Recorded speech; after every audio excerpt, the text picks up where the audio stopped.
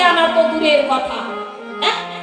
গোপাল যে তোর হৃদয় বলল, গোপালই যে তোর কালো সোনা, গোপালের জন্য তুই এত কিছু করবি, আর সেই গোপালকে তুই যমলয়ে যেতে বলছিস। রাধারানী বললেন, না লো না, আমি যমলয়ে যেতে বলছি গোপাল। গোপাল ওই নন্দ ঘোষের নবলক্ষ ধেনুর পাল, গরুর পাল। ওই গরুর পাল যদি যমলয়ে চলে যেত, তাহলে আমার বধূ আনন্দে মায়ের গোপাল মায়ের কোলে থাকতো। তাহলে তাকে আর এত কষ্ট করতে হতো না। কিন্তু কি করব বল, আমিও যে এমন একটি ঘরে বাস করি, যখন তখন গিয়ে যে তার সঙ্গে সাক্ষাৎ করব, সেটাও আমি পারি না। দুর্জন মাঝে বসতি হামারি, ভীমেরে লইয়া বা দুর্জন মাঝে বসতি হামারি, ভীমেরে লইয়া ভাসুরের সম শাশুড়ির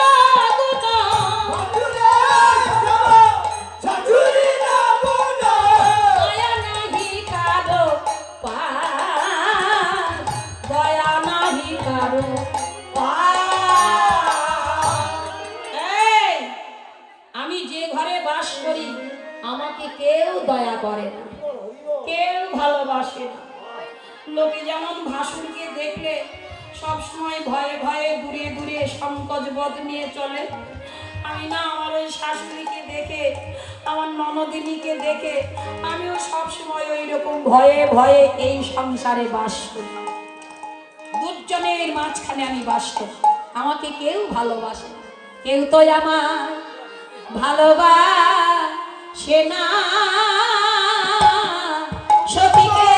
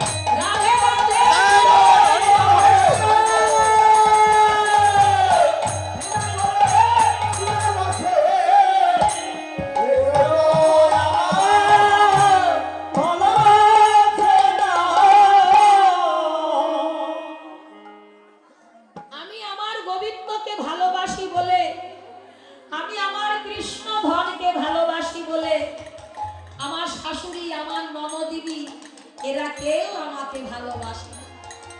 তারা আমাকে ঘৃণার পাত্র করে দূরে ছুঁড়ে ফেলে রেখেছে। তাই দয়া নাহি কারো পার। সখী, তোদের কাছে কি আর বলবো, আমি যে ঘরে বাস করি, 4 মিনিটের আছে, ঠিক আছে, আমি জগৎ সংসারে প্রত্যেক